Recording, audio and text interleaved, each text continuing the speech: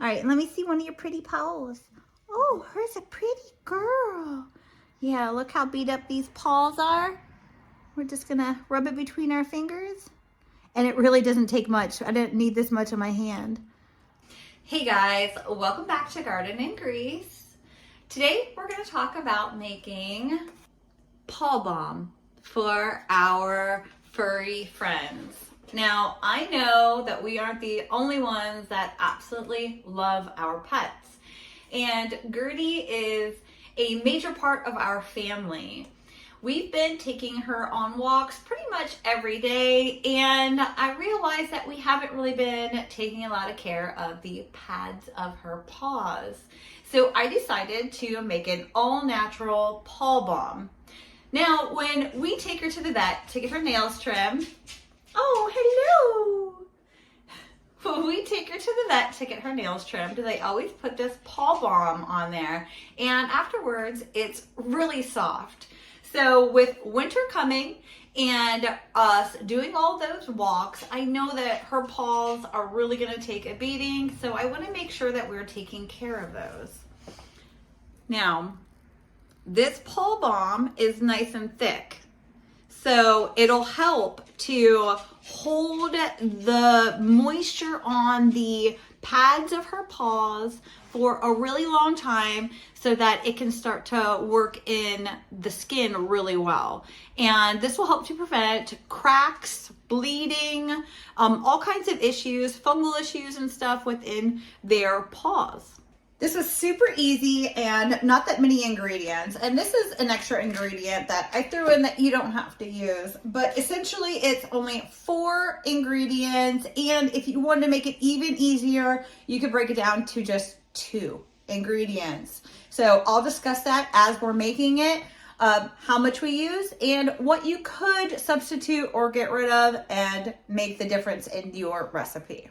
Okay, so what I started with here is I have a small pot with just a couple inches of water in the bottom of it.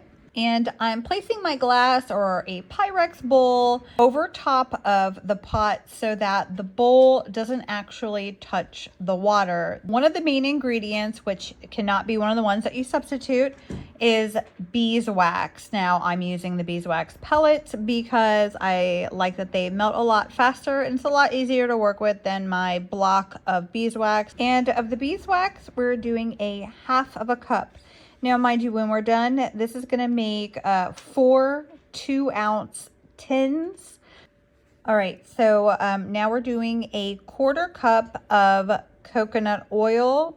Now, further into this, I'll explain to you that this is one of the items that you can technically do without if you needed to. But I do like adding the coconut oil into it, and it is the unrefined. And now we're adding a 1/4 cup of olive oil. Now, this is when I'm going to say that in reality, if you want to break this down to only 2 ingredients, you're going to want beeswax and some kind of oil. A runnier oil that doesn't solidify like the coconut oil. If doing that, just the 2 ingredients, I'll put the ratios that I would use down in the descriptions.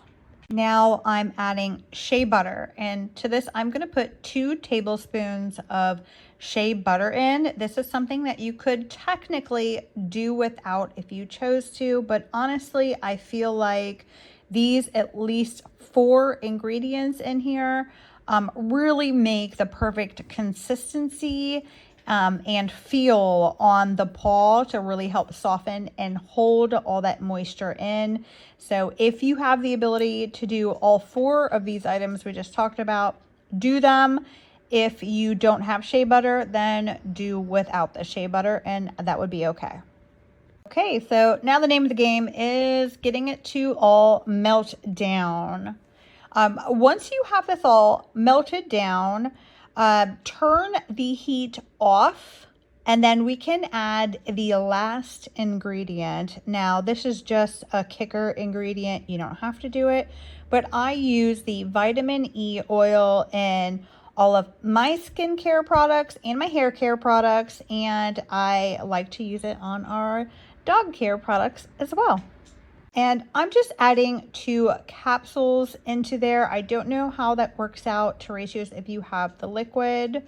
I would say that would be similar to possibly like a half of a teaspoon or even less, because there's really not too much in a capsule if you think about it. Once you stir that all together, it's all incorporated. Then I take it off of my double boiler and carefully, now this bowl didn't have a spout on it like my other one. The other one was being used for something else. I carefully pour these evenly throughout my tins. Now, if you don't have tins that you want to pour it into, you just want to put it all into one jar, put it into a jar or something that can handle the heat.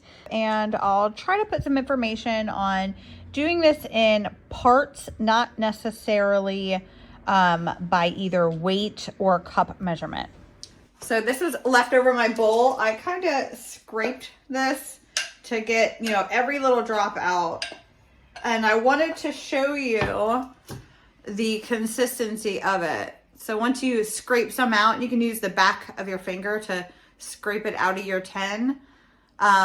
It's kind of like a putty, but it rubs in really good. And this you can use on you as a human. All of the ingredients are essentially what I would use in a salve, but I add other medicinals to my salves.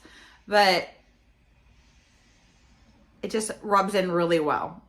The reason why I didn't strain and use any of my medicinal oils for this is because I don't know if she has any allergies to any of these things.